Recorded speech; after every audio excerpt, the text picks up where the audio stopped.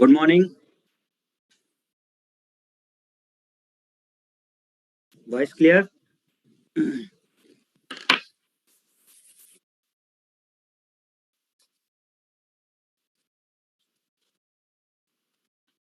President की बात कर रहे हैं आप लोग, आज कंप्लीट कर लेते हैं। प्रेसिडेंट खत्म, फिर हम आगे देखेंगे। आपातकाल की शक्तियां हम लोग देख रहे हैं। गुड मॉर्निंग सभी को, गुड मॉर्निंग। तो अब इसमें हम लोगों ने नेशनल इमरजेंसी की बात कर ली थी, राष्ट्रीय आपातकाल की। पीछे हम लोगों ने देखा 2 और आपातकाल बचे हैं और उससे हम लोग का कंप्लीट हो जाएगा आपका राष्ट्रपति वाला। तो अगला हम लोग देखते हैं वित्तीय आपातकाल। ठीक है, तो वित्तीय आपातकाल में आप क्या देखते हैं कि वित्तीय आपातकाल में किस आर्टिकल के तहत बात होती है। सबसे पहले तो यही पॉइंट, तो वित्तीय आपातकाल 360। नेशनल इमरजेंसी के लिए किससे बात हुई थी? 352। नेशनल इमरजेंसी हमने 352 से देखा और जो फाइनेंशियल होता है वो 360। अभी तक हमारा एक भी बार फाइनेंशियल नहीं लगा है, तो वित्तीय आपातकाल हमारा अभी तक नहीं लगाया गया है और ना ही जरूरत पड़े तो बेटर है। बाकी नेशनल लग चुकी है, प्रेसिडेंट्स रूल तो इतनी बार लग चुका है कि वो बहुत सारे। तो वित्तीय आपातकाल में हम लोग क्या देखते हैं 360 में, ये वित्तीय आपातकाल कहाँ से लिया गया, तो हम लोग देखते हैं कि आपका यूएस के संविधान जो है उससे हम लोग वित्तीय आपातकाल को देखते हैं। वैसे जो आपातकाल की चीजें हैं वो जर्मनी, आपातकाल के समय जो फंडामेंटल राइट्स आपके सस्पेंड हो जाते हैं वो जर्मनी से है।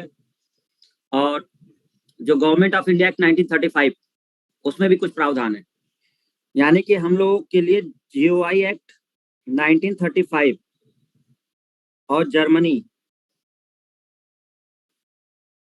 ये दोनों के सम्मिलित रूप होते हैं। जर्मनी वाले से क्या लिया गया था कि जब इमरजेंसी लगेगी तो फंडामेंटल राइट सस्पेंड हो जाएगी। फाइनेंशियल वाली अगर हम देखते हैं वित्तीय आपातकाल, तो ये यूएसए से लिया गया है। ठीक है, यूएसए। ये चीजें हम लोग को थोड़ी सी ध्यान रखनी है। आई होप कि ये चीजें आपको क्लियर हो गई 360 में। बहुत आसान है वित्तीय आपातकाल में, बहुत सारे पॉइंट्स नहीं है, बहुत नॉर्मल सा है। कौन घोषणा करेगा? डिक्लेरेशन कौन करता है? राष्ट्रपति करेंगे, ऑब्वियस सी बात है। लेकिन किसकी सलाह से? मंत्रिपरिषद की सलाह से। वही पीएम और जो कैबिनेट होगी उसकी हेल्प लेकर के ये फाइनेंशियल करेंगे। ग्राउंड ऑफ डिक्लेरेशन देखते हैं, कंडीशन क्या है। पहला, हमारे देश में कोई संकट उत्पन्न हो गया हो फाइनेंशियल, ठीक है, फाइनेंशियल कोई दिक्कत हो गई हो, उसकी वजह से वित्तीय संकट की स्थिति उत्पन्न गई हो और इन्फ्लेशन बहुत ज्यादा जा चुका हो, मुद्रास्फीति यानी कि जो इन्फ्लेशन है वो आपकी बहुत तेजी से बढ़ रही है और देश के ऊपर कर्ज बढ़ता जा रहा है, बहुत ज्यादा कर्ज हो चुका है। अगर ऐसी सारी चीजें देखी जाती हैं, ये तो पहली कंडीशन है। ठीक है, दूसरी कंडीशन में क्या है? रुपए का मूल्य बहुत तेजी से कम हो गया हो, रुपए का मूल्य बहुत तेजी से कम हो गया। दो कंडीशन है, या तो इन्फ्लेशन बहुत हाई चला जा रहा है, या मुद्रास्फीति हो रही है, या तो आपका विदेशी कर्ज बहुत ज्यादा बढ़ता जा रहा है, ये कंडीशन। दूसरी, रुपए की वैल्यू बहुत तेजी से गिर गई हो। अगर ऐसी दोनों कंडीशन समझ में आती हैं तो आपका फाइनेंशियल इमरजेंसी लग जाएगी, राष्ट्रपति मंत्रिपरिषद की सलाह से लगा देंगे। कब तक रहेगा? न्यूनतम अवधि 2 महीने। जब ये डिक्लेयर करते हैं राष्ट्रपति तो 2 महीने के लिए तो लग ही जाता है। बाकी आप समझते हैं कि अगर 2 महीने से आगे बढ़ाना है इन्हें, 6 महीने के लिए अगर बढ़ाना है, तो हम लोग देखते हैं कि फिर वही पास कराना पड़ता है, लोकसभा राज्यसभा, वही प्रोसेस है जो इमरजेंसी वगैरह है, तो वो करना पड़ता है। अधिकतम अवधि निर्धारित नहीं है, अनिश्चित काल तक के लिए हो सकता है फाइनेंशियल इमरजेंसी, तो इसके लिए कोई वैसा चेंज नहीं किया गया जो हम लोगों ने चेंज देखा था। ठीक है, फाइनेंशियल के लिए। लेकिन सांसद की मंजूरी मिलने के बाद तब तक प्रभावी रहेगा जब तक वापस न लिया जाए। मतलब फाइनेंशियल इमरजेंसी का केस ये है कि राष्ट्रपति ने उद्घोषणा कर दी और उन्हें लगता है कि ये लगाए रहना है तो लगाए रहें, और हटाना भी है तो ये उन्हीं के पास पावर है कि वो डिक्लेयर कर देंगे कि इमरजेंसी हट रही है, वो हटा देंगे जो फाइनेंशियल वाली। तो फाइनेंशियल वाले केस में आपका मूल अधिकार वगैरह पे ज्यादा प्रभाव नहीं पड़ता है, वैसा कोई प्रभाव नहीं देखने को मिलता। इवन प्रेसिडेंट रूल में भी आपके फंडामेंटल राइट नहीं लिए जाते हैं। फंडामेंटल राइट आपके ज्यादातर केवल नेशनल इमरजेंसी के दौरान सस्पेंड हो जाते हैं। तो ये दो चीजें हैं कि अगर हम देखें कि कब तक लगाया जा सकता है मिनिमम, तो हम लोगों ने देखा कि 2 महीने तक रहता है और उसके आगे करना है तो संसद की मंजूरी लीजिए और फिर उसके बाद अपना प्रभावी करते रहिए। क्या प्रभाव पड़ता है अगर फाइनेंशियल इमरजेंसी लगती है तो होता क्या है? एक तो सबसे पहली बात कि सभी के जो भुगतान है वो रोक दिए जाते हैं। जो गवर्नमेंट एम्प्लॉय होंगे उनका जो सैलरी वगैरह होता है उसमें कटौती हो जाती है। दूसरा, जो भी फंड देने वाली बात होती है उसमें भी बहुत सारी कटौती की जाती है। इवन जो राष्ट्रपति है बस उनकी सैलरी छोड़ दी जाती है, राष्ट्रपति को मिलती रहती है, बाकी सब लोगों के उसमें सस्पेंड कर दिया जाता है। तो एक फंड है संचित निधि, यहां से किए जाने वाले भुगतानों को छोड़कर से सभी भुगतान रोक दिए जाते हैं। तो अगर ये इमरजेंसी लग गई है तो एक अलग से, क्योंकि संचित निधि खुद ही इमरजेंसी फंड होता है, मतलब ये फंड उसी के लिए होता है कि जब कोई बहुत दिक्कत होती है तब इससे पैसा दिया जाता है। तो इस वाले फंड से जो भी भुगतान होते होंगे उसको छोड़ा जाएगा और बाकी सारे भुगतानों को रोक दिया जाता है।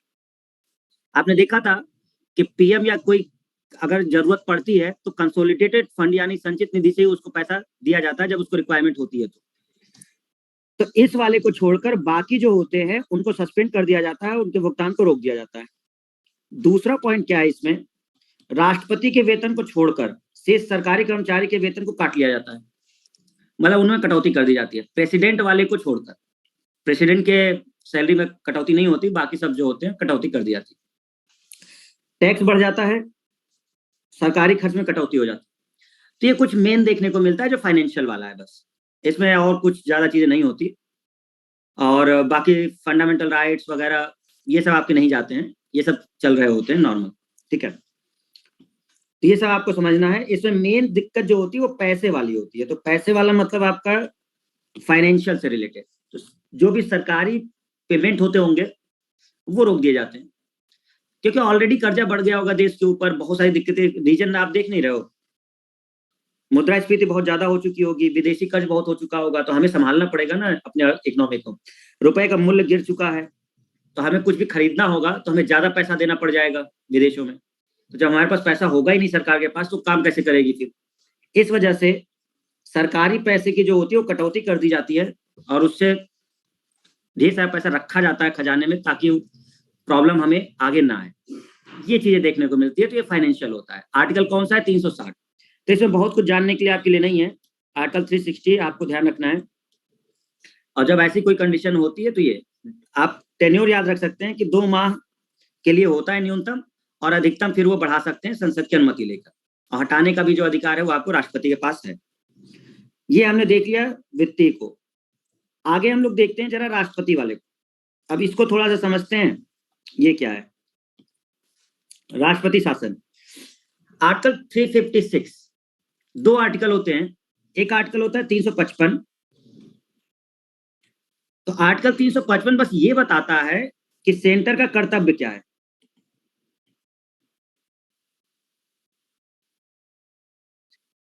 तो ये सेंटर के कर्तव्य को डिफाइन करता है कि भैया आपको ये चेक करते रहना है कि जो राज्य हैं वो सभी संविधान के अनुसार चल रहे हैं, कोई दिक्कत नहीं आई है, लॉ एंड ऑर्डर नहीं बिगड़ा है, सब कुछ सही चल रहा है राज्य में। तो ये केंद्र को सुनिश्चित करना होता है, ये 355 कहता है। अब अगर लगता है कि किसी राज्य में व्यवस्था गड़बड़ हो गई है, लॉ एंड ऑर्डर बिगड़ चुका है, संविधान के अकॉर्डिंग नहीं मान रहे हैं, तो फिर 356 का प्रयोग किया जाता है और जिससे प्रेसिडेंट रूल लगा दिया जाता है। तो अगर हमसे ये पूछें कि प्रेसिडेंट रूल किस आर्टिकल के तहत लगाया जाता है तो हम कहेंगे 356 के तहत लगाया जाता है, अगर हम प्रेसिडेंट रूल की बात करें तो 356 और 365 दोनों में कुछ प्रावधान है। लेकिन जब आपसे कहा जाएगा कि किसके थ्रू लगाया जाता है तो 356 आपको याद रखना है। दोनों को हम देखते हैं कैसे ये रिलेटेड है प्रेसिडेंट रूल से। तो पहला तो समझ में आ गया कि इसका उपयोग करके ये लगा देंगे। इफ प्रेसिडेंट इज सेटिस्फाइड कि स्टेट में इस तरह की सिचुएशन है कि स्टेट में कॉन्स्टिट्यूशनल मशीनरी फेल हो चुकी है तो प्रेसिडेंट रूल लगाया जा सकता है। 56 ये बिल्कुल सिंपल कहता है, क्योंकि 55 के अनुसार केंद्र देख लेगा कि वहां मशीनरी फेल ऑलरेडी हो चुकी है, वो बताएगा तो प्रेसिडेंट कहेंगे ठीक है भाई, तो वो ये चेक करेंगे, जो भी उनके पास रिपोर्ट जाएगी तो वो देखेंगे कि हाँ सही कह रहे हो, स्टेट सही से काम कर नहीं रहा है और बहुत सारी लॉ एंड ऑर्डर बिगड़ चुका है वहां पर, और इसको अपने हाथ में लेना होगा। तो ऐसा अगर कुछ लगता है तो 356 का प्रयोग करके राष्ट्रपति तुरंत राष्ट्रपति शासन लगा देंगे वहां पे, प्रेसिडेंट रूल। 365 ये कहता है कि यदि स्टेट राज्य सेंटर द्वारा दिए गए निर्देशों को मानने में असमर्थ है, मतलब केंद्र को ये लग रहा है कि यहाँ पे चीजें गड़बड़ हो रही है और बार बार निर्देश दे रहा है राज्य को कि इसको सुधार लीजिए, कानून व्यवस्था सही कर लीजिए, अपनी मनमानी मत करिए, इस तरह के निर्णय सेंटर दे रहा है बार बार। इसके बाद भी अगर सेंटर नहीं कर पा रहा है और राज्य नहीं कर पा रहा है, बार बार केंद्र के समझाने के बाद भी राज्य चीजों को नहीं सुधार पा रहा है, क्लियर है, तो प्रेसिडेंट रूल लगाया जा सकता है। तो ये आपका 365 ये बताता है कि बार बार जो केंद्र राज्य को निर्देश दे रहा है कि आप कॉन्स्टिट्यूशन से चलिए, लॉ एंड ऑर्डर को बिगड़ने मत दीजिए, और उसके बाद भी अगर वो नहीं समझ पा रहा है तो 365 का प्रावधान यही है कि फिर प्रेसिडेंट को बोला जाएगा और प्रेसिडेंट फिर प्रेसिडेंट रूल लगा देंगे। तो दो चीजें हमें देखने को मिलती हैं, और जिसमें से मेन जो है वो 356 ही है जिसका प्रयोग किया जाता है, ठीक है ना। तो 356 का प्रयोग करके राष्ट्रपति अपना कर लेते हैं, ठीक है ना, ये आपको ध्यान रखना है। तो नेशनल इमरजेंसी किस आर्टिकल से? 352। प्रेसिडेंट रूल किस आर्टिकल से? 356। और फाइनेंशियल 360। क्लियर सभी को?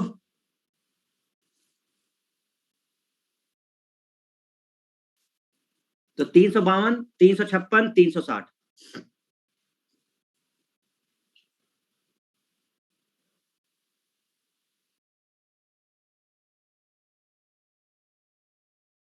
हाँ, क्यों नहीं लग सकता? राज्य में सरकार गिर गई है तो लोकसभा ही तो भंग होगी केवल, राज्यसभा तो चली रही है ना, अरे लोकसभा कह रहे हैं, विधानसभा भंग हो जाएगी, स्टेट लेजिस्लेचर, तो इंतजार किया जाएगा अगला वाला जो इलेक्शन होगा, या जब पहली बैठक होगी विधानसभा की उस समय, तो वहां से 30 दिन का समय मिलता है, तो 30 दिन के अंदर ही वो पास करना होता है, फिर वो लग जाता है। तो 30 दिन का समय दिया जाता है कि जैसे अगर ये भंग हो चुकी है, सरकार गिरने का मतलब है कि विधानसभा से चली गई ना भाई, जहां पे सीएम होते हैं विधायक, तो फिर से वो या तो चुनाव हो या तो सस्पेंड हो गई हो या फिर इस तरह से होता है, तो 30 दिन का समय मिलता है, उसके अंदर उन्हें पास करना होता है और वो चीजें हो जाती है। तभी में 30 दिन का होता है तीनों। अगर हम ये कहें कि अगर, क्योंकि 60 दिन तो था पहले, लेकिन जब लोकसभा के रिस्पेक्ट में देखोगे, जैसे हमने कहा कि लोकसभा भंग हो गई है, लोकसभा भंग है या फिर विधानसभा भंग है, तो दोनों के केस में 30 दिन का समय मिलता है, 30 डेज का। इस 30 दिन जैसे ही वो लोकसभा फिर से रिकंस्टिट्यूट होगी और पहली बैठक होगी, तो उससे 30 दिन का समय मिलता है, उसके अंदर उनको पास कर देना होता है, जैसे वो पास कर देंगे वो लागू हो जाता है। उसी तरह विधानसभा में होता है कि वो जैसे ही रिकंस्टिट्यूट होगी, फिर से विधानसभा जैसे ही बनेगी, उसके 30 दिन के अंदर वो पास करना होता है, पास कर देंगे तो इमरजेंसी लागू हो जाती है। तो ये 29 दिन उनसे रिलेटेड है जो लोकसभा भंग हुई है उस कंडीशन में। नॉर्मल कंडीशन में देखें तो 2-2 महीने का समय दिया जाता है।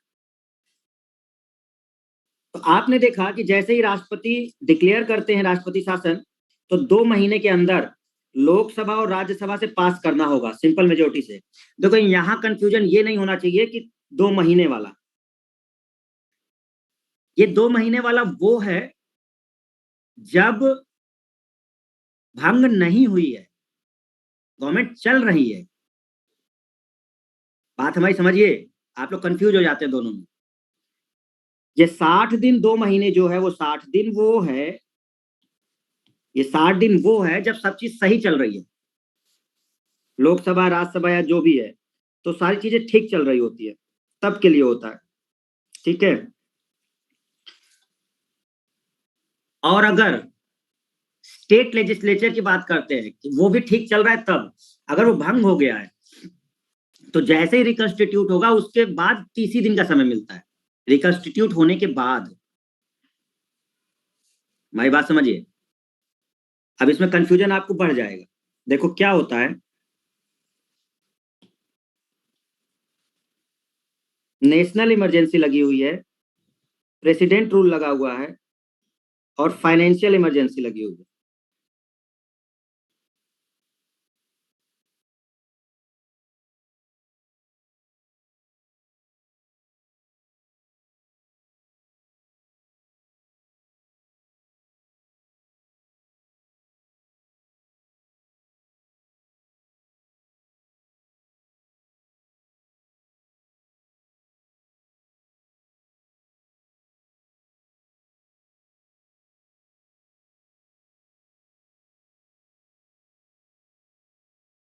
चाहे वो नेशनल इमरजेंसी हो, चाहे वो आपकी प्रेसिडेंट हो, चाहे फाइनेंशियल इमरजेंसी हो, नॉर्मल कंडीशन अगर देखें, प्रेसिडेंट के डिक्लेरेशन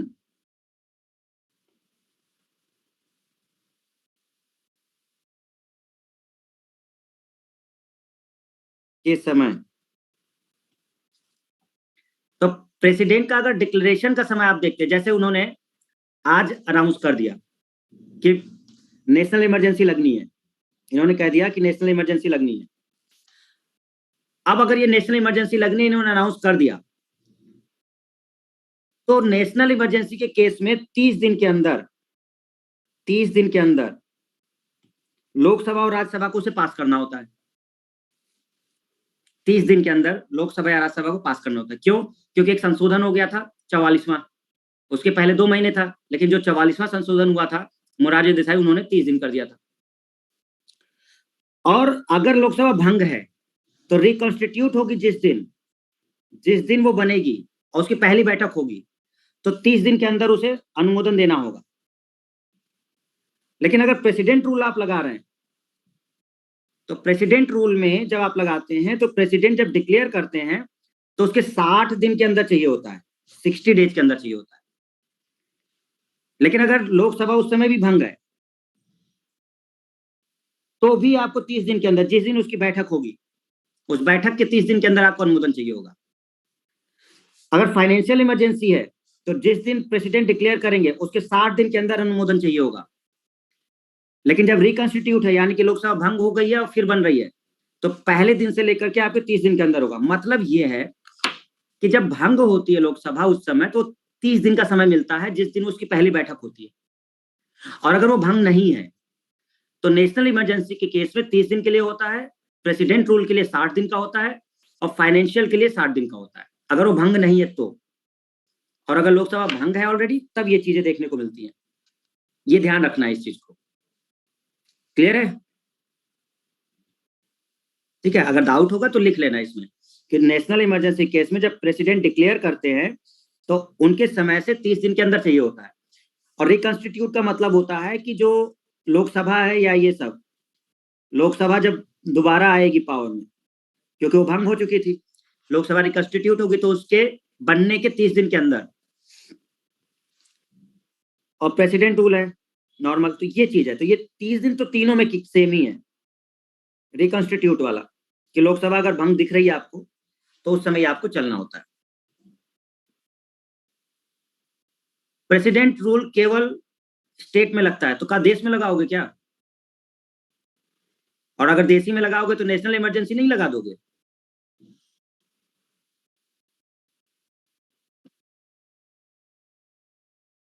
अगर देशी में लगाना है तो प्रेसिडेंट रूल काहे के लिए लगाओगे भाई? जब आपको देश में ही लगाना है तो नेशनल इमरजेंसी लगाओ। तो ये हमको देखने को मिलता है इसमें। ठीक है, भंग कैसे होती है, तुम लोग खत्म हो एकदम। ऐसे बच्चे बैठे हुए जैसे हमको पूरी दुनिया से कोई मतलब ही नहीं होता, हम कुछ जानते ही नहीं है। अरे सरकार गिर जाएगी, भंग हो जाएगी।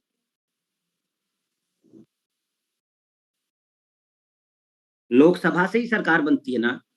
लोकसभा में जब जाते हैं, जब सारे विधायक बैठते हैं, सरकार गिर जाएगी। विधायक क्या है, मैं एमपी बैठते हैं, सांसद जो बैठते हैं वहां पर। तो उनकी उससे वो सरकार गिरनी है, ऑब्वियस सी बात है, हटी जाना है, उसे डिजॉल्व हो जाना है, भंग हो जाना है उसे। या तो कोई उसको सपोर्ट कर रहा है, कोई पार्टी, उसने अपने वोट खींच लिए, अपने विधायक ले लिए उसने, अब उसको फ्लोर टेस्ट होगा, उसको बताना पड़ेगा कि हमारा ये मतलब हम सरकार बना सकते, नहीं बना पाए तो भंग हो जाएगी, फिर चुनाव कराने पड़ जाएंगे। तो ये इस तरह से चीजें होती, थोड़ी सी नॉलेज बढ़ाओ अपना तुम लोग, है ना। तुम लोग के जो जनरल जीके वगैरह वो बहुत कमजोर है, एकदम ही खत्म है बिल्कुल।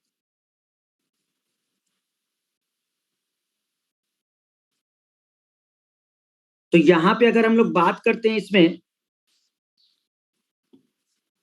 और ये सब बातें हम करेंगे, अभी परेशान मत हो, अभी संसद आएगा, लोकसभा राज्यसभा भी आएगा, वहां पर हम चीजें बता देंगे आपको ना। अभी यहाँ पे दूसरी चीज चल रही है, अभी लोकसभा वगैरह आएगा पॉइंट, परेशान मत हो, वहां पे डिस्कशन होगा संसद वाला।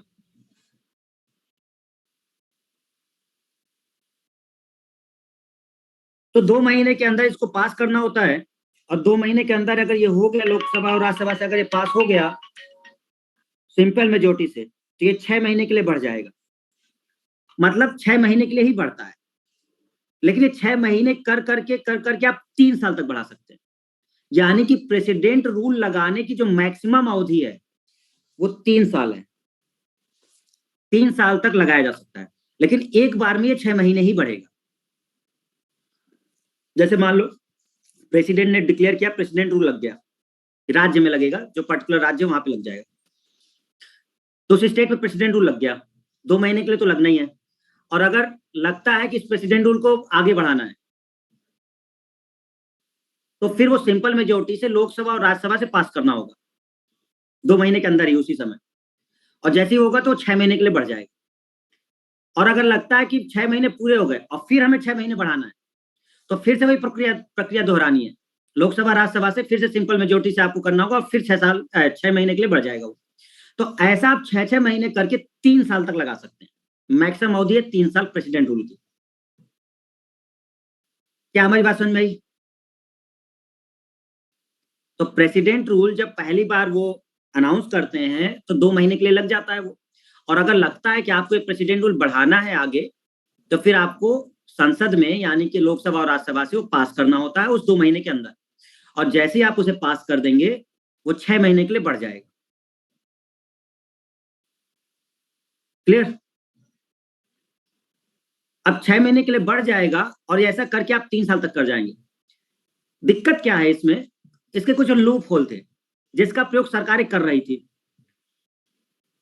मोरारजी देसाई 44वां अमेंडमेंट उन्होंने बहुत चेंज कराए हैं, तो उन्होंने एक संशोधन और करा दिया कि 6 6 महीने आप बढ़ा तो सकते हैं, लेकिन सपोज करिए कि अभी 2 महीने के लिए हमने लगाया था, राष्ट्रपति ने किया था, और 6 महीने के लिए वो बढ़ गया, और फिर अगले 6 महीने के लिए बढ़ गया, यानी 1 साल के लिए प्रेसिडेंट रूल लग गया। क्लियर हो गया? 1 साल के लिए प्रेसिडेंट रूल लग गया। अब इसको टफ बना दिया उन्होंने, 1 साल के लिए अगर प्रेसिडेंट रूल लग गया है, तो अब अगला 6 महीने बढ़ाने के लिए आपको कुछ अलग से करना होगा, अब डायरेक्टली नहीं हो पाएगा। तो उन्होंने कहा 44वें अमेंडमेंट में करवा करके कि 6 6 महीने करके आप 3 साल बढ़ा तो सकते हैं, लेकिन जैसे ही 1 साल पूरा हो जाएगा प्रेसिडेंट रूल का, आपको 2 कंडीशन फिर फॉलो करनी पड़ेंगी अगला 6 महीने बढ़ाने के लिए। वो 2 कंडीशन कौन सी? तो लोकसभा राज्यसभा अब उतनी आसानी से पास नहीं कर पाएगा जो कर रहा था, अब उसको 2 कंडीशन देखनी पड़ेंगी। पहली कंडीशन उसे क्या देखनी पड़ेगी, उस वक्त या तो पूरे देश में या उस स्टेट के किसी भी पार्ट में नेशनल इमरजेंसी लगी हो। यानी अगर आप 1 साल से ज्यादा बढ़ाना चाहते हैं प्रेसिडेंट रूल, तो आपको यह देखना होगा कि जिस राज्य में आप लगाने चाह रहे हैं, या तो वहां नेशनल इमरजेंसी का पार्ट चल रहा हो, और या तो पूरे देश में चल रहा हो। दूसरी कंडीशन, इलेक्शन कमीशन को भी इंश्योर करना होगा कि यहां पर अभी चुनाव नहीं हो सकते, व्यवस्था बहुत खराब है, इसलिए अभी प्रेसिडेंट रूल ही रहने दिया जाए। जब ये दोनों पॉइंट एक साथ पहुंचेंगे संसद में, तब वो लोग पास करेंगे, और उसके बाद फिर वो अगला 6 महीने बढ़ेगा। ये एक प्रोसीजर कर दिया था, नहीं तो इससे पहले क्या था कि आप बस नॉर्मल संसद में जाइए, 6 महीने बढ़ा, पास करवा लीजिए, फिर 6 महीने बढ़ा, फिर पास करा लीजिए, फिर 6 महीने बढ़ा, फिर पास करा लीजिए, ये चल रहा था। तो इन्होंने कहा नहीं, अगर 1 साल पूरा हो गया है प्रेसिडेंट रूल को, तो अगला 6 महीने बढ़ाने के लिए आपको 2 कंडीशन और देखनी होगी। पहला, जिस राज्य में आप लगाने जा रहे हैं प्रेसिडेंट रूल आगे का, वहां पर या तो इमरजेंसी लगी हो, नेशनल इमरजेंसी, और या तो फिर पूरे देश में लगी हो, तभी होगा। दूसरा, दोनों पॉइंट देखने होंगे। इलेक्शन कमीशन को भी बताना होगा कि अभी यहाँ पर चुनाव नहीं हो सकता, कि कानून व्यवस्था गड़बड़ है, इसलिए प्रेसिडेंट रूल ही रहा जाए। तो अगर ये दोनों सेटिस्फाई होते हैं तो 6 महीने के लिए बढ़ जाएगी। ये है पॉइंट। तो थोड़ा सा इन्होंने इसको टफ बनाया ताकि लोग तुरंत ना पावर यूज करें और हर बार ये करते रहें। तो प्रेसिडेंट रूल के लिए ये चीज हमें समझ में आती है। तो प्रेसिडेंट रूल मैक्सिमम कितने साल के लिए बढ़ाया जा सकता है? 3 साल। इंदिरा गांधी जी ने भरपूर उपयोग किया है अपनी हर पावर का, जितना लगा सकती थी। ये कहिए कि बस फाइनेंशियल नहीं लगाया गया है, बाकी हर एक का उन्होंने उपयोग किया है। और फिर उन्होंने असम में लगाया था 3 साल का कंटिन्यूअस, 6-6 महीने का करके 81 से 84 तक उन्होंने इमरजेंसी लगा दी थी। प्रेसिडेंट रूल वाला राष्ट्रपति शासन लगा दिया था। और ऐसा तो हर जगह था। 1980 में जब इंदिरा गांधी की सरकार बनी थी, उन्होंने 9 राज्यों में डायरेक्ट लगा दिया था प्रेसिडेंट रूल। क्यों? क्योंकि उन 9 राज्यों में कांग्रेस की सरकार नहीं थी। तो जैसे इनकी सरकार है, उन्होंने तुरंत प्रेसिडेंट रूल लगा दिया वहां। और ये पहले नहीं है, इससे पहले कई लोग करते थे। मोरारजी देसाई की जब सरकार बनी थी तो उन्होंने कांग्रेस वाले क्षेत्रों में प्रेसिडेंट रूल लगा दिया था, जहां जहां कांग्रेस चल रही थी। तो ये चलता रहता है गवर्नमेंट में। सबसे ज्यादा अगर हम देखें तो यूपी में लगा है। अगर हम प्रेसिडेंट रूल देखें यूपी में, तो सबसे ज्यादा यूपी में लगा हुआ है जो प्रेसिडेंट रूल हमें देखने को मिलता है। करीब 10 बार प्रेसिडेंट रूल लगा दिया गया है यूपी में। तो सर्वप्रथम राष्ट्रपति शासन अगर हम देखें तो पंजाब में लगा था। सबसे पहला अगर हम प्रेसिडेंट रूल देखें तो 1951 पंजाब में लगा। और सबसे ज्यादा अगर राष्ट्रपति शासन देखें तो यूपी में लगा है, लगभग 10 बार ये लगाया गया है। तो यूपी में सबसे ज्यादा लगा हुआ है अभी तक का जो राष्ट्रपति शासन है। और सबसे ज्यादा समय तक पंजाब में ही लगा हुआ है। अब आप ये कहेंगे सर कि 57 माह यहां पे लगा है। अब 57 माह लगा है तो ये तो 3 साल से ज्यादा हो गया। हेलो, पंजाब में 57 माह तक लगा है, 87 से 92 तक लगा था। और उसमें टोटल आए थे 57 मंथ। और 3 साल का मतलब होता है 36 महीने।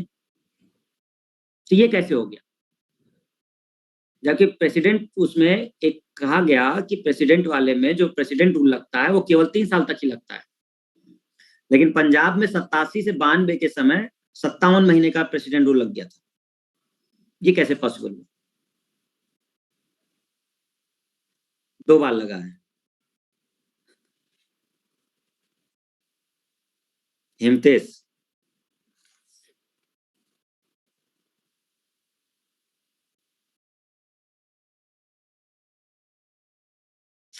देखिए उस समय पंजाब के लिए एक अलग से संशोधन चीजें चल रही है। पंजाब में इनको बताया गया कि पंजाब में ज्यादा लगाया जा सकता है।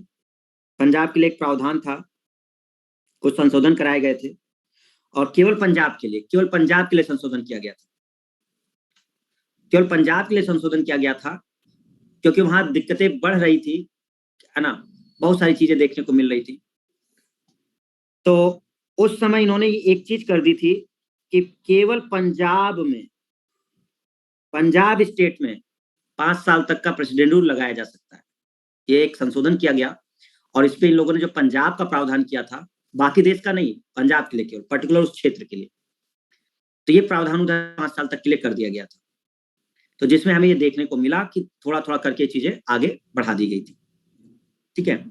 नरसिम्हा राव 90 के आसपास शायद नरसिम्हा राव की ही सरकार थी, है ना। तो नरसिम्हा राव की ही सरकार शायद चल रही थी, तो उस समय की बात हो रही है।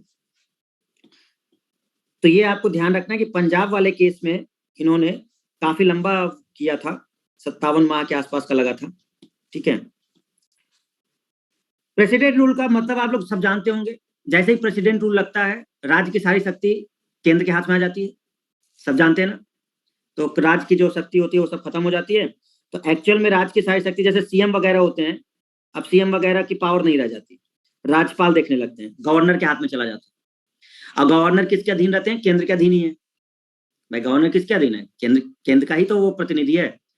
और तो इस तरह से प्रेसिडेंट रूल में क्या होता है कि प्रेसिडेंट रूल में प्रेसिडेंट शासन करेंगे गवर्नर के थ्रू।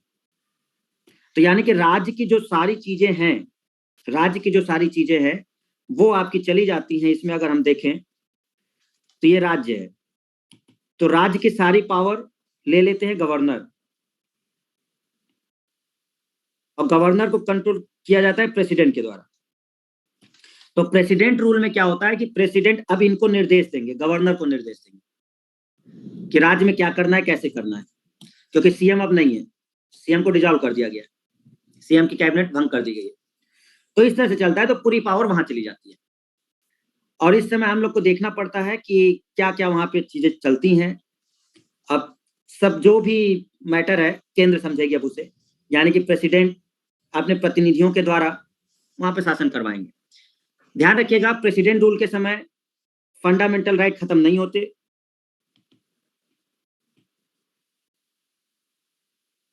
ठीक है, तो फंडामेंटल राइट्स पर प्रभाव नहीं पड़ता है, फंडामेंटल राइट्स आपके पास रहते हैं जो प्रेसिडेंट रूल लगता है जब, बाकी सब चलता रहेगा। बस हाँ, जो एग्जीक्यूटिव पावर है, विधायी शक्ति है, वो केंद्र के हाथ में चली जाती है, यानी कि प्रेसिडेंट के हाथ में चली जाती है, गवर्नर के थ्रू। तो इस तरह से ये चीजें हमें देखने को मिलती है। क्लियर है? समझ में आ रही है बात? ठीक है ना, तो ये पॉइंट हमें देखने को मिलता है।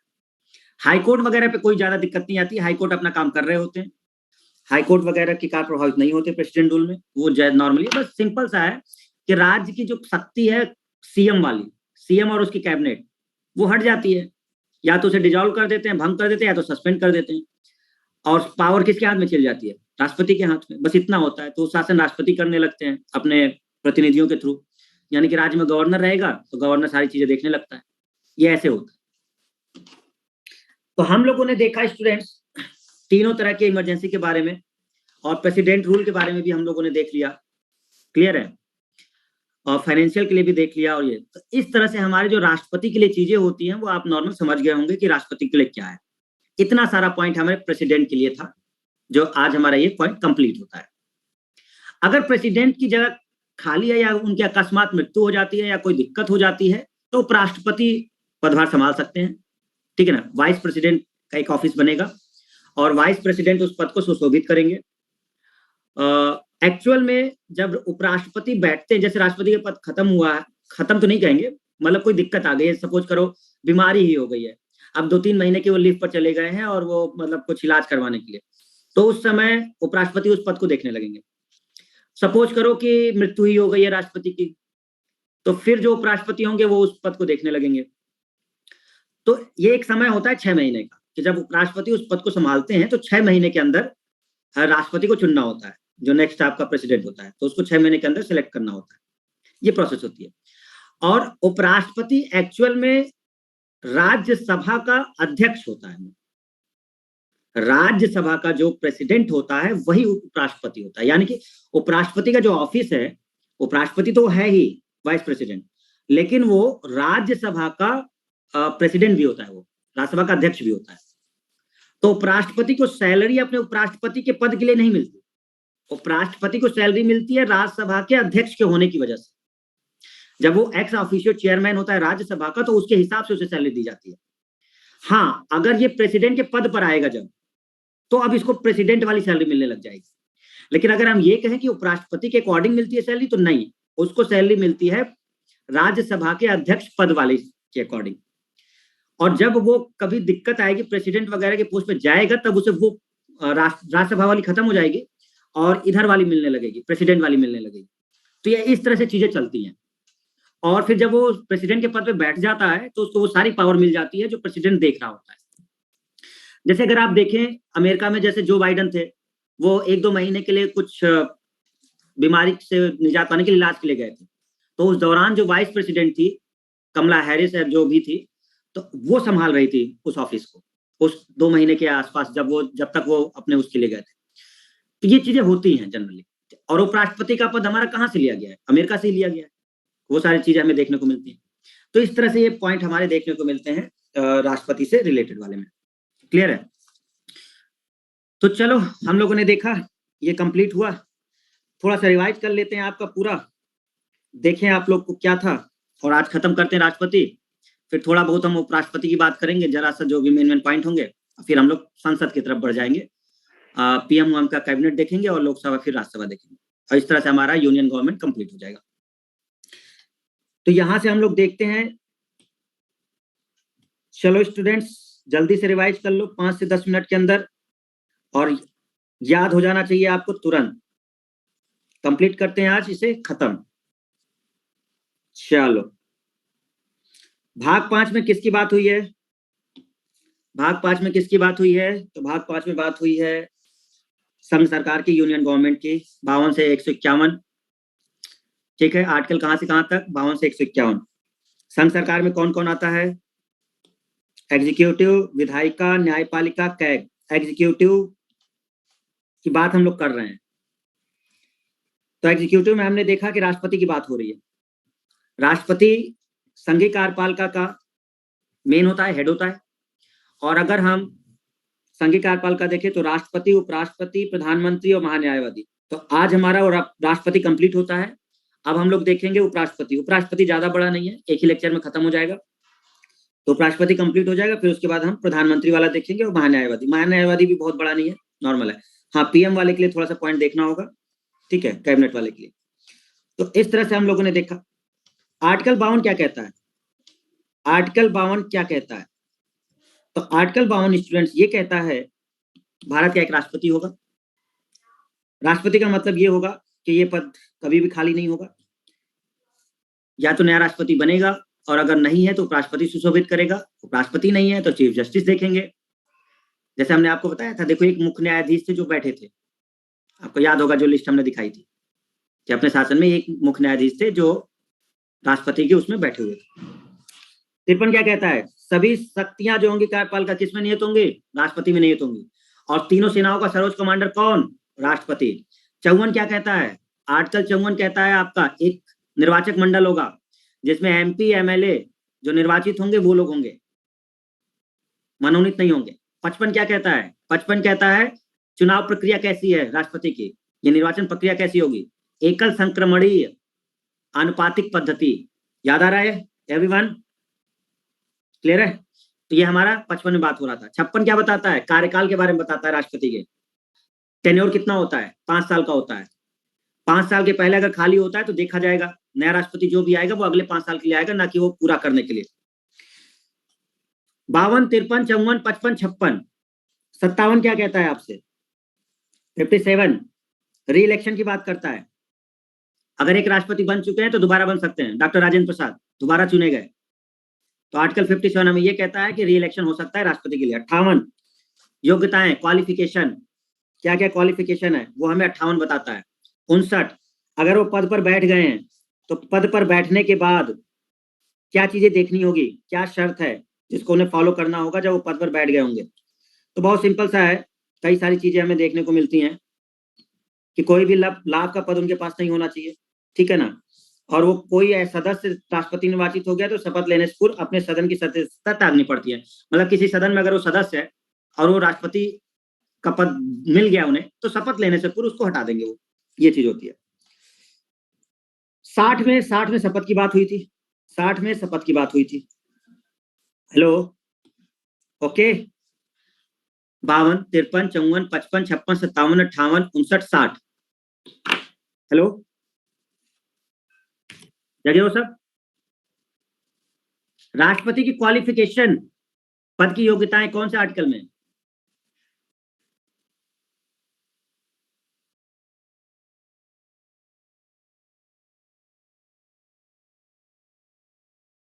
जल्दी बताओ। 58 में देखो राज रानी 357। अरे कसम से तुम लोग यही क्लासे में हो ना? अभी अभी बताए हैं 58 आर्टिकल, कहाँ 57 में कहाँ पहुंच गए? 357 में।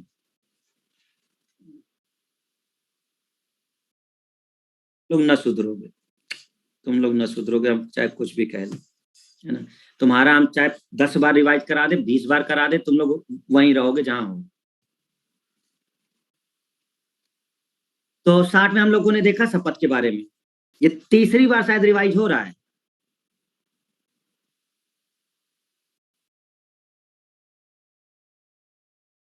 शपथ राष्ट्रपति को शपथ सुप्रीम कोर्ट के मुख्य न्यायाधीश दिलवाते हैं, ठीक है, सुप्रीम कोर्ट के मुख्य न्यायाधीश। और अगर सीजीआई नहीं है तो सुप्रीम कोर्ट के जो वरिष्ठ होंगे वो दिलवा देंगे। Very good. 61 में महाभियोग है, कैसे हटाया जाएगा, राष्ट्रपति को हटाने की प्रक्रिया है। 61 में राष्ट्रपति को हटाने की प्रक्रिया है। 62 में वैकेंसी वाला, वही कि खाली अगर पद हुआ है तो उपराष्ट्रपति जब उसमें जाते हैं तो 6 महीने के अंदर अंदर नया प्रेसिडेंट चुनना होता है, तो वही 6 महीने के अंदर अंदर वो वैकेंसी को फिल करना होता है, तो वो 62 के तहत ही है। क्लियर, ठीक है, ओके एवरीवन। तो 62 तक हमने लगातार देख लिया, ठीक है। फिर हम लोगों ने देखा यहाँ पर राष्ट्रपति के लिए कुछ चीजें, जल्दी से रिवाइज करते हैं, खत्म करते हैं।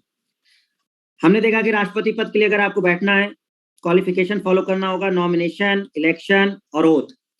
क्वालिफिकेशन क्या है सबको पता है, भारत का नागरिक हो, 35 वर्ष आयु पूरी कर चुका है, लोकसभा सदस्य बन सकता हो, किसी लाभ के पद पर ना हो, बहुत सिंपल सी चीज थी।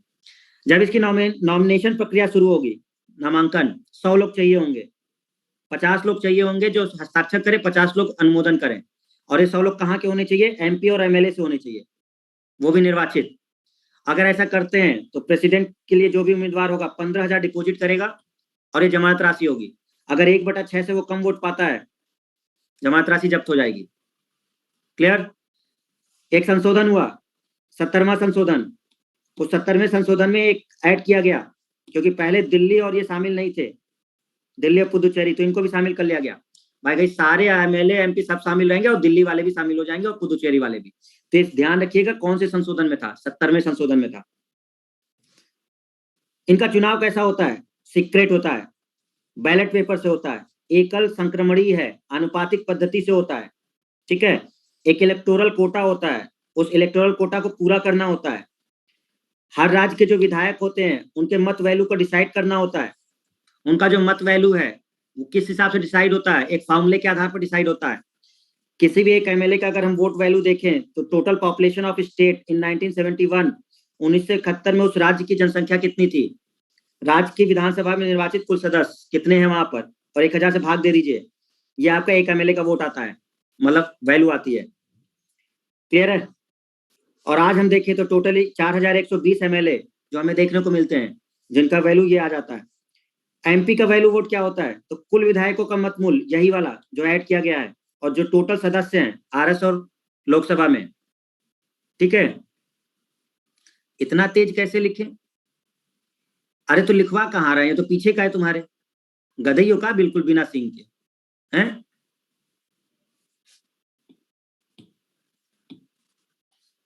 तो इसके बाद हम लोगों ने देख लिया एमपी के वोट की वैल्यू। तो एमपी के वोट की वैल्यू अगर हम लोग देखते हैं तो एमपी के वोट की वैल्यू आपकी आती है 708, ठीक है। लेकिन अगर हम एमएलए के वोट की वैल्यू देखते हैं तो 7 से 208 के आसपास आती है, और सबसे ज्यादा जो वैल्यू होती है वो यूपी वाले की होती है, ये हम लोगों ने देखा था। इलेक्टोरल कोटा हमने आपको बता ही दिया था, नोट्स में देख लीजिएगा, ठीक है। तो ये पद्धति वो थी, बाकी ये सब डिफाइन करने की जरूरत नहीं है, ये अपना पढ़ते रहिएगा। बैलेट पेपर हमने आपको समझाया था किस तरह से बैलेट पेपर होता है ना, वो चीजें। कार्यपालिका शक्ति हम लोगों ने देखी थी स्टूडेंट। तो कार्यपालिका शक्ति में हम लोगों को 53 से पता चला था कि प्रेसिडेंट के पास पूरी पावर होती है कार्यपालिका की, लेकिन ये नॉमिनेटिव टाइप का होता है, बाकी जो एक्चुअल पावर होती है प्रेसिडेंट प्रधानमंत्री के पास होती है। लेकिन 74 कहता है आर्टिकल कि राष्ट्रपति को सलाह देने के लिए एक मंत्रिपरिषद होगी जिसका हेड पीएम होगा, यानी कि पीएम और जो कैबिनेट है वो राष्ट्रपति को सलाह देने के लिए, आर्टिकल 74 के तहत। 75 कहता है कि राष्ट्रपति जो है वो नियुक्ति करेगा प्रधानमंत्री की और उसकी सलाह पर बाकी अन्य मंत्रियों की। तो यानी कि नियुक्ति से अगर रिलेटेड है कि पीएम और उसके कैबिनेट के लिए तो आर्टिकल 75, और अगर सलाह देने की बात है प्रेसिडेंट के लिए तो आर्टिकल 74 है। पूरी कार्यपालिका शक्ति की बात हो रही है तो आर्टिकल 53 है। आर्टिकल 78 क्या कहता है, आर्टिकल 78 ये कहता है कि अगर राष्ट्रपति को ऐसा लगता है कि ये जो पीएम है और उनके जो मिनिस्टर हैं वो लोग कुछ ऐसा काम कर रहे हैं जिसकी जानकारी हमें होनी चाहिए, अगर राष्ट्रपति को ऐसा लगता है कि ये लोग कुछ ऐसा डिसीजन ले रहे हैं जो हमें लगता है कि हमारे पास ये जानकारी होनी चाहिए, तो पीएम को बुला सकते हैं, सीधा सा कहेंगे भैया आप ये लोग क्या कर रहे हैं, आपका मंत्री ये क्या कर रहा है, इसके बारे में हमें पूरी जानकारी दीजिए, पूरी रिपोर्ट दीजिए। आर्टिकल 78।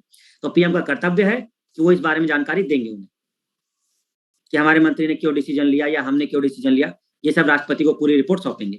तो ये होता है आर्टिकल 78। ओके, हमने बात अभी अभी करी 53 की, हमने बात की 53 की, 74 की, 75 की, 78 की। 53 सारी कार्यपालिका शक्ति राष्ट्रपति के पास। 74 एक मंत्रिपरिषद होगी जो राष्ट्रपति को सलाह देगी। 75 पीएम की नियुक्ति से लेकर के उनके मंत्रियों की नियुक्ति, ये सब देखेंगे राष्ट्रपति।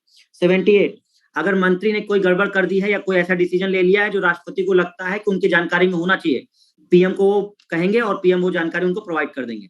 इस तरह से हम लोगों ने देखा 74, 75, 78 ये रिलेटेड होता है। हमने आगे देखा था स्टूडेंट अपॉइंटमेंट से रिलेटेड, कौन कौन से अपॉइंटमेंट प्रेसिडेंट करते हैं। 76 अटॉर्नी जनरल ऑफ इंडिया, महान्यायवादी, आर्टिकल 76 क्लियर, क्योंकि अभी आपने देखा 74, 75, 78, 76 नहीं था, महान्यायवादी।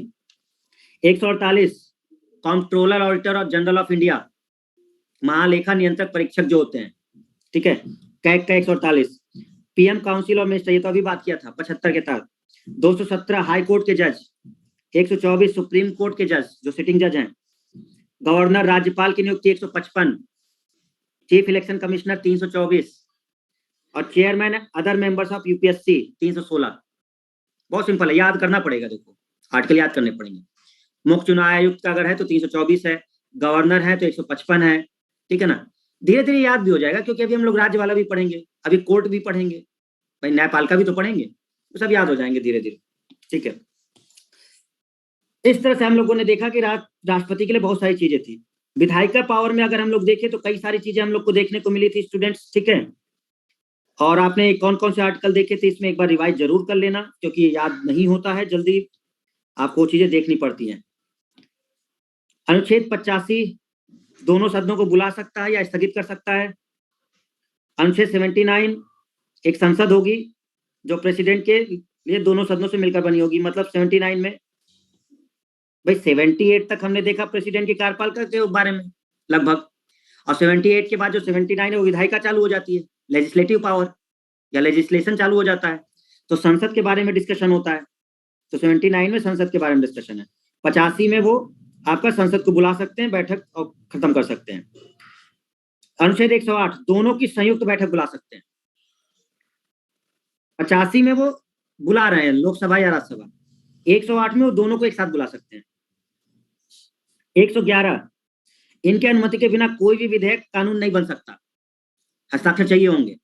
और आप देखिए तो 110 में मनी बिल की बात हुई है, 110 इसके पहले वाले में ही मनी बिल बात हुई है, और 111 में आपकी बात हो रही है कि कोई भी ऐसा विधेयक जो कानून बनने वाला है वो इनके हस्ताक्षर चाहिए होंगे।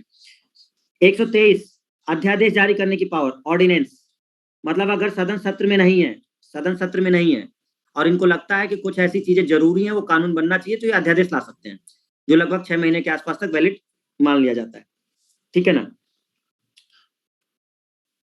6 है, फिर वो 6 माह के लिए, फिर वो बढ़ भी सकता है, ठीक है ना, तो 6 माह के लिए वो जनरली मान लिया जाता है। इसके अलावा अगर हम देखें आर्टिकल 80 जो इनको पावर देता है, आर्टिकल 80 इनको क्या पावर देता है, राज्यसभा में सदस्यों को नॉमिनेट करने की पावर देता है। राज्यसभा में 12 सदस्यों को नॉमिनेट करने की पावर देता है आर्टिकल 80 इन क्षेत्रों से, बाकी आप याद करते रहिएगा। इसमें 3 ऐसे विधेयक जब तक आप राष्ट्रपति की अनुमति नहीं लेते तब तक संसद में नहीं लाएंगे, ठीक है। नए राज्यों के निर्माण से संबंधित 3 वाला धन विधेयक, संचित नीति में व्यय करने, तो ये पहले आप राष्ट्रपति को बताएंगे, उसके बाद संसद में आएगा। फाइनेंशियल पावर भी हम लोगों ने देखा था, ठीक है, ढेर सारे पॉइंट्स थे आपके।